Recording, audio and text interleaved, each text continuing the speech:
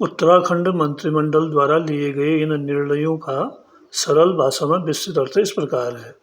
Number 1, Sanskrit शिक्षा संशोधन नियमावली 2026। संस्कृत विद्यालयों की मान्यता, पाठ्यक्रम और परीक्षा प्रणाली में बदलाव किए जाएंगे। क्या फायदा होगा? संस्कृत विद्यालयों के संचालन में एकरूपता आएगी। पाठ्यक्रम को आधुनिक आवश्यकताओं के अनुसार बनाया जा सकेगा। परीक्षा व्यवस्था अधिक पारदर्शी होगी। संस्कृत शिक्षा को बढ़ावा मिलेगा। चुनौतियां क्या होंगी? नए नियमों के अनुसार विद्यालयों को खुद को ढालना होगा। शिक्षकों को नए पाठ्यक्रम का प्रशिक्षण देना पड़ सकता है। फिर अगला जो निर्णय है उसको देखिए। ओपनल कर्मचारियों के लिए समान कार्य समान वेतन। पहले 12 नवंबर 2018 तक नियुक्त कर्मचारियों को लाभ मिलना था, अब यह सीमा बढ़ाकर 15 अगस्त 2024 कर दी गई है। क्या फायदा होगा? अधिक उपनल कर्मचारियों को समान वेतन का लाभ मिलेगा। कर्मचारियों में संतोष बढ़ेगा। आर्थिक स्थिति मजबूत होगी। चुनौतियां क्या है? सरकार पर अतिरिक्त वित्तीय बोझ बढ़ सकता है। तीसरा फैसला है बिटुमेन की बड़ी कीमतों पर नियंत्रण। मिडिल ईस्ट में युद्ध के कारण सड़क निर्माण में उपयोग होने वाले बिटुमेन की कीमतें बढ़ गई हैं। क्या होगा? सरकार नई व्यवस्था बनाकर सड़क निर्माण कार्यों को प्रभावित होने से बचाएगी। ठेकेदारों को राहत मिलेगी।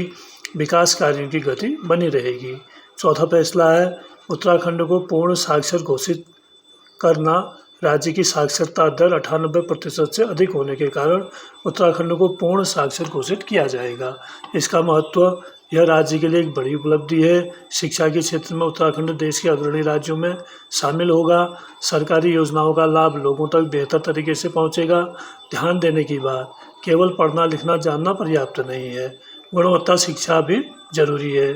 पांचवा है सगंध और हर्बल उत्पादों के निर्यात को बढ़ावा। सेलाकुई स्थित सगंध केंद्र में मिलावट जांच की सुविधा विकसित की जाएगी। फायदा, हर्बल उत्पादों की गुणवत्ता सुनिश्चित होगी। विदेशी बाजार में उत्तराखंड के उत्पादों की मांग बढ़ेगी। किसानों को बेहतर आय मिल सकती है। 5 नए रोजगार भी सृजित होंगे। छठा है आबकारी विभाग का नया निर्णय। होलोग्राम के दोहराव की स्थिति में 2 बार टैक्स नहीं लिया जाएगा। फायदा, व्यापारियों को अनावश्यक आर्थिक बोझ से राहत मिलेगी। कर प्रणाली अधिक न्यायसंगत बनेगी। सातवां है अंतर्राष्ट्रीय हिमालयन कार रैली। राज्य में अंतर्राष्ट्रीय स्तर की कार रैली आयोजित होगी, जिसमें लगभग 50 विदेशी कारों के भाग लेने की संभावना है। इससे अब फायदा क्या होगा? पर्यटन को बढ़ावा मिलेगा। स्थानीय व्यवसायियों को लाभ होगा। उत्तराखंड की पहचान अंतर्राष्ट्रीय स्तर पर मजबूत होगी। चुनौतियां क्या हैं? पर्यावरण संरक्षण और सुरक्षा व्यवस्था सुनिश्चित करनी होगी।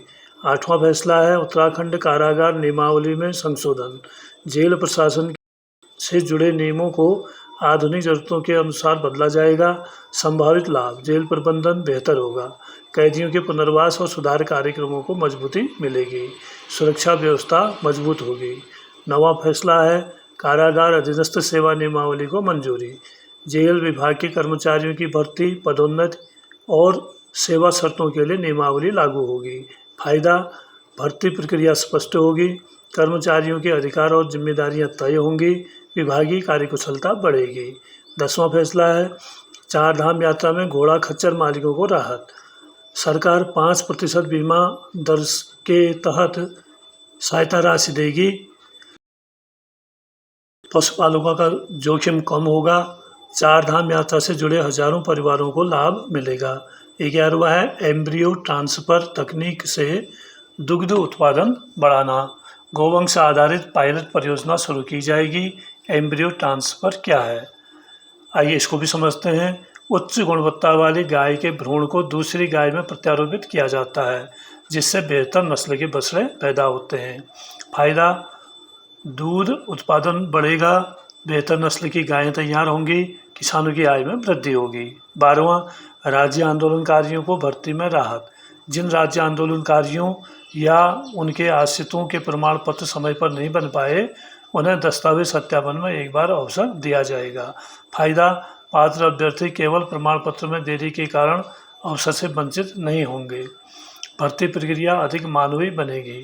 समग्र निष्कर्ष, इन फैसलों में शिक्षा, रोजगार, कृषि, पर्यटन, पशुपालन, 4 धाम यात्रा और प्रशासनिक सुधार पर विशेष ध्यान दिया गया है। सबसे महत्वपूर्ण निर्णयों में उत्तराखंड को पूर्ण साक्षर घोषित करना, ओपनल कर्मचारियों को राहत, 4 धाम यात्रा से जुड़े लोगों की बीमा सहायता और कृषि हर्बल उत्पादों की नियमित बढ़ावा शामिल है।